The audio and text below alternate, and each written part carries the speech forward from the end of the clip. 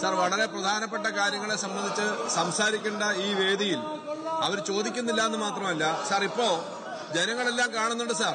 ഞങ്ങള് പാർലമെന്ററി ജനാധിപത്യം അനുസരിച്ച് തന്നെയാണ് പ്രവർത്തിക്കുന്നത്. പ്രതിഷേധമൊക്കെ ഉണ്ടാവും. പക്ഷേ ഇന്നത്തെ ചോദ്യത്തിനും അവിടുന്ന് താഴോട്ടിറങ്ങിയിരിക്കുന്ന എന്താണെന്ന് മനസ്സിലായില്ല സാർ. ജനങ്ങൾ ഇവരെ ആ സീറ്റിൽ നിന്ന് താഴെ ഇറങ്ങിയിരിക്കുന്ന ആളുകളെ ഈ സഭയിൽ നിന്ന് പുറത്തേക്ക് അയക്കുന്നത് അടുത്ത തെരഞ്ഞെടുപ്പ് വരുമ്പോൾ കാണാം സാർ. ഇതിനകത്ത് ഇരിക്കാൻ അവർ യോഗ്യരല്ല സാർ. കാരണം ബഡ്ജറ്റ് പോലൊരു സമയത്ത് ഏറ്റവും സീരിയസ് ആയ ബഡ്ജറ്റിന്റെ ചർച്ചയിൽ പങ്കെടുക്കാൻ അവർ തയ്യാറായില്ല. പുറത്തിറങ്ങിയിട്ടാണ് സാർ ഈ കാര്യങ്ങൾ പറയുന്നത്. സഭയ്ക്കകത്ത് എല്ലാ രേഖകളും വെച്ച് ചർച്ച ചെയ്താൽ പ്രതിപക്ഷം പറയുന്നതിന് ഒരു ന്യായീകരണമില്ല എന്നുള്ള മറുപടി കിട്ടുമെന്നുള്ളത് കൊണ്ടാണ് സാർ അവര് പുറത്തിറങ്ങി പറയുന്നത്. കാരണം ഒരു കാര്യവും കൃത്യമായി ഡാറ്റ സഹിതം പറയുവാൻ പ്രതിപക്ഷ നേതാവ് മുതൽ ഈ പ്രതിപക്ഷത്തെ ഒരു അംഗവും തയ്യാറല്ല. അതുകൊണ്ട് ഇങ്ങനെ ബഹളം ഉണ്ടാക്കുകയാണ് സാർ.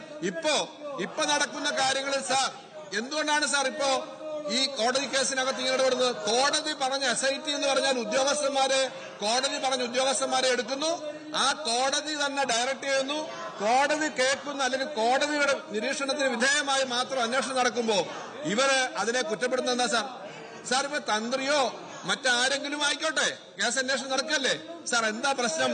ശ്രീധരൻപിള്ളയും തന്ത്രിയും ഇവരുമെല്ലാം സംസാരിക്കുന്ന കാര്യം സാർ, അന്വേഷണം ഒരിടത്ത് അറസ്റ്റ് ചെയ്യണം സാർ. ഈ അന്വേഷണം ഇനി ഫർദറായി പോയി കഴിഞ്ഞാൽ നമ്പർ 10 ജൻപതിലേക്ക് പോകുമോ എന്നുള്ള സംശയം കൊണ്ടാണ് ഇവര് BJP ആയിട്ട് കൂടിച്ചേർന്നേക്കുന്നത്. ശ്രീധരൻപിള്ളയുടെ അഭിപ്രായം കേട്ടു എന്നാണ് സാർ. അങ്ങേയറ്റം തെറ്റ് കാണിക്കുകയും അതിനു വേണ്ടിയിട്ട് ഇപ്പൊ കോൺഗ്രസിനകത്ത് തന്നെ പ്രശ്നമുണ്ടെന്ന് എനിക്കറിയാം. ഇവിടെ വിവാദം ഉണ്ടാക്കി ശ്രീമതി സോണിയാഗാന്ധിയെ പോലെയുള്ള ആളുകളുടെ പേര് പോലും വലിച്ചഴയ്ക്കുന്ന തരത്തിലേക്ക് കാര്യങ്ങൾ ചെയ്തു. അതുകൊണ്ട് ഇവരെ സംബന്ധിച്ച് സ്വർണ്ണക്കൊള്ളയുടെ പ്രശ്നം പറഞ്ഞ് അന്വേഷണം നടത്താനല്ല അവരിവിടെ നേരത്തെ പറഞ്ഞതുപോലെ പാർലമെന്ററി കാര്യമന്ത്രി പറഞ്ഞ പോലെ രണ്ടാളുകളാണ് പുറത്ത് ഇവർക്ക് വേണ്ടി വാദിക്കുന്നത് സാർ. BJPയും കോൺഗ്രസും ഒരുമിച്ച് ചേർന്ന് വാദിക്കുന്നു സാർ. ഇതിനകത്തിരിക്കുന്ന എത്രയാൾ ഈ തെരഞ്ഞെടുപ്പ് വരുന്ന സമയത്ത് കോൺഗ്രസിനകത്ത് ഉണ്ടാവുന്ന ഒരു ഉറപ്പുമില്ല സാർ. ഇതിനകത്തിരിക്കുന്ന എത്രയാൾ തെരഞ്ഞെടുപ്പ് കഴിയുന്ന സമയത്ത് കോൺഗ്രസിനകത്ത് തെരഞ്ഞെടുപ്പിന്റെ സമയത്ത് എത്ര പേരുണ്ടാവും എന്ന് ഉറപ്പില്ല സാർ. കാരണം ആസാമിലെ PCC പ്രസിഡന്റ് അല്ല നോക്കാം, ആസാമിലെ PCC പ്രസിഡന്റ് ചെറിയ ആളല്ലല്ലോ. ഓരോ സംസ്ഥാനത്തെയും പല മുഖ്യമന്ത്രിമാരും മന്ത്രിമാരും മറ്റുള്ളവരൊന്നും ചെറിയ ആളുകളല്ലല്ലോ സാർ. അങ്ങനെയുള്ള പ്രധാനപ്പെട്ട നേതാക്കന്മാർ എത്രയായാലും അതുകൊണ്ട് BJP ആയിട്ടൊരു ചെറിയ സോഫ്റ്റ് പാലം ഉണ്ടാക്കുന്നത് നല്ലതാണ്. BJP പറയുന്ന ആർഗ്യുമെന്റ് സഭയ്ക്കകത്ത് വന്ന് പറയുന്നത് വെറുതെ അല്ല, ഈ കാര്യങ്ങൾ കൂടി ചെയ്യാനാണ് സാർ. അത് ചെയ്യാൻ വേണ്ടിയിട്ടാണ്.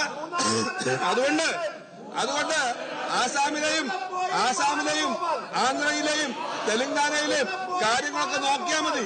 ആ കാര്യങ്ങളൊക്കെ നോക്കി അങ്ങോട്ട് പോകുന്ന കാര്യമുണ്ട്. അതുകൊണ്ട് സാർ, ഇത്രയും നിലവാരമില്ലാതെ കാര്യങ്ങൾ കൈകാര്യം ചെയ്യുക എന്നുള്ളത് ചെറിയ കാര്യമല്ല. അതുകൊണ്ട് ഇവരുടെ ഉദ്ദേശം ഈ ശൂരന്മാരായ ആളുകൾ കോൺഗ്രസിൽ നിന്ന് എവിടെ നിൽക്കുന്ന അറിയില്ല സാർ. അതുകൊണ്ടാണ് ഇവർ ചോദ്യം കേരളത്തിലെ ഗവൺമെന്റിന്റെ ഈ കാര്യങ്ങളെ സംബന്ധിച്ച് ചോദ്യത്തിനെടുക്കുന്ന നിലപാടാണ് അത് സാർ. ഇവിടെ സാർ തൊട്ടു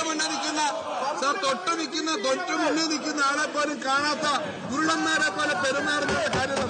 എവിടെ പോയി പാലോള എന്ന് പറഞ്ഞാൽ പാലവാൾ ഇവിടെ നിൽക്കുന്നുണ്ട്. ആ കണ്ണാടി ഒന്ന് ശരിക്കും ഇങ്ങോട്ട് നോക്ക്. പാലോള ഇതുപോലും കാണുന്നുണ്ട് സാർ. ഇതുപോലും കാണാത്തവരാണ് നീതി നടപ്പിലാക്കാൻ നിൽക്കുന്നത്. ബാലഗോപാലാണ് ഇവിടെ നിൽക്കുന്നത്. ഇങ്ങോട്ട് നോക്കിയാൽ കാണാം. ബഹുമാനപ്പെട്ട മെമ്പർ തിരിച്ചു ആ കണ്ണാടി ഒന്ന് എടുത്തു വെച്ചിട്ട് നോക്ക്, ഇവിടെ തന്നെ ഇരിക്കുന്നുണ്ട്.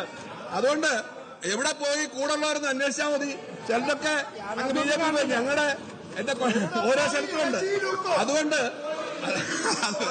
വേറെ കാര്യങ്ങൾ പറയണ്ട. അതുകൊണ്ട് ഇവിടെയുള്ള സാർ ഇവിടെ നിൽക്കുന്ന എന്നെ പോലും കാണാത്ത ആളുകളാണ്.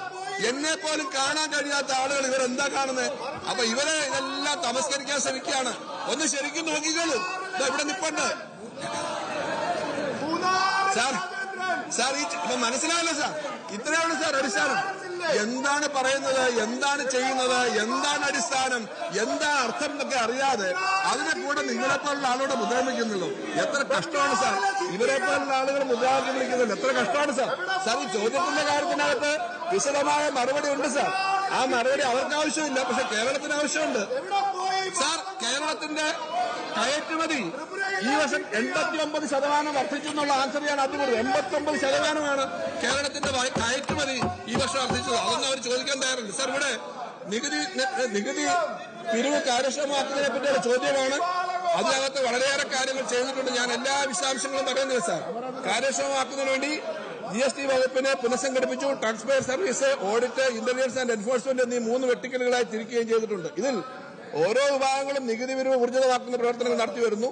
ടാക്സ് പേയർ സർവീസസ് വെട്ടിക്കലുകൾ, നികുതിദായ റിട്ടേണുകൾ യഥാസമയം ഫയൽ ചെയ്യുന്നുണ്ടോ എന്ന് നിരീക്ഷിക്കുകയും പ്രസ്തുത റിട്ടേണുകൾ പരിശോധിച്ച് നികുതി അടയ്ക്കുകയും ചെയ്തു. സാർ, വളരെ വലിയ ആൻസറാണ് ഓരോ വിഭാഗത്തെ സംബന്ധിച്ച്. ഞാനത് ടേബിൾ ചെയ്യുകയാണ്. സാർ, നമ്മൾ ഈ IT റിവേഴ്സൽ ഉൾപ്പെടെ, GST റിവേഴ്സൽ ഉൾപ്പെടെ ആയിരക്കണക്കിന് കോടി രൂപ ഓരോ വർഷവും പ്രത്യേകമായി മറ്റ് സംസ്ഥാനങ്ങളിൽ വ്യത്യസ്തമായി നമ്മൾ കളക്ട് ചെയ്തിട്ടുണ്ട്. പിരിവ് തട്ടിപ്പുണ്ടാവുന്ന സ്ഥലങ്ങളിൽ കൃത്യമായ അന്വേഷണം നടത്തിയിട്ടുണ്ട്. വിവിധ കേസുകൾ എടുത്തിട്ടുണ്ട്. അതിന്റെ ഭാഗമായി വരുമാനം വരുത്തിയിട്ടുണ്ട് ഓരോ വകുപ്പുകളും. സാർ, അത് ടേബിൾ ചെയ്യണം സാർ.